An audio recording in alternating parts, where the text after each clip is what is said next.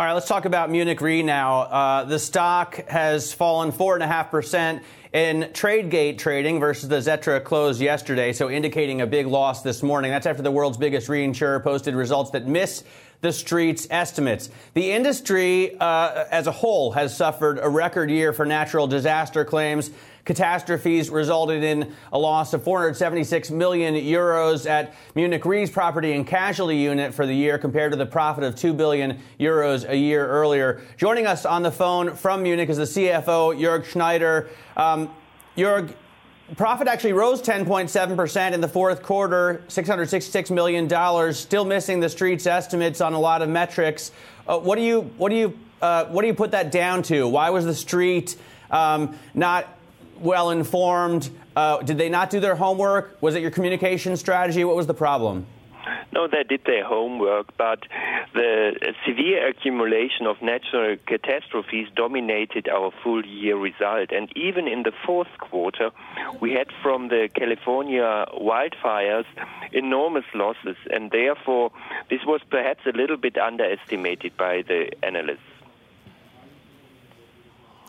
Let me ask about the forecast then for this year. Obviously, it's impossible to forecast the weather, although I'm sure that you try your best. Is last year an outlier as far as what we saw with natural disasters? Do you expect this year to be better?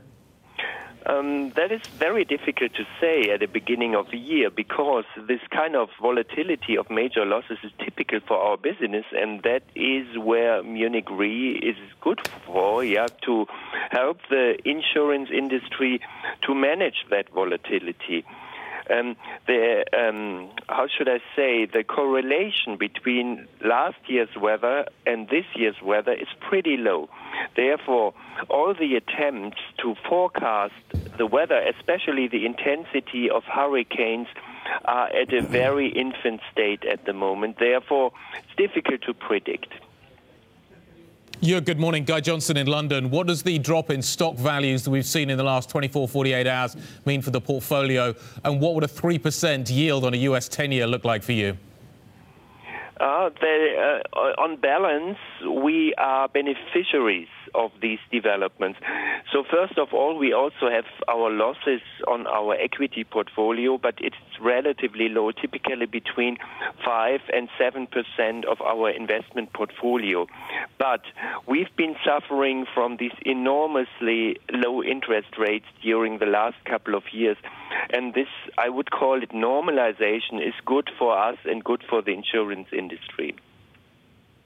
Do you see a return of inflation, Joerg, both in terms of your pricing and more broadly? Yes, we would anticipate that, and even here we would call it a normalization, because the very low inflation of the last couple of years was largely driven by commodities, especially oil prices, and therefore if we only adjust for this development and see now a rise in oil prices, that will somewhat increase inflation. Increase in inflation means for us also an increase in claims costs, but at the same time we can react very swiftly to such a development, and the prices in insurance and reinsurance will follow that trend. All right, so you're looking at then, Joerg, a trend of normalization as far as rates are concerned, as far as inflation is concerned. I wonder if you think then that this correction in the markets, if I can call it that now, was overdue, because we were looking at, for example, in U.S. stocks, 23 times earnings, well above the historical average. Do you think stocks were overvalued?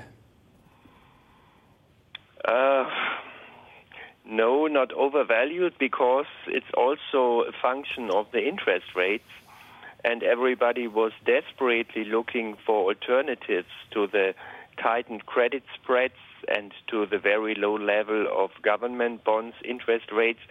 So therefore, it was kind of logic. But also this correction is then a normal reaction, and again, I can call it a normalization on a very high level. So currently, I'm not concerned about this development. Might be healthy.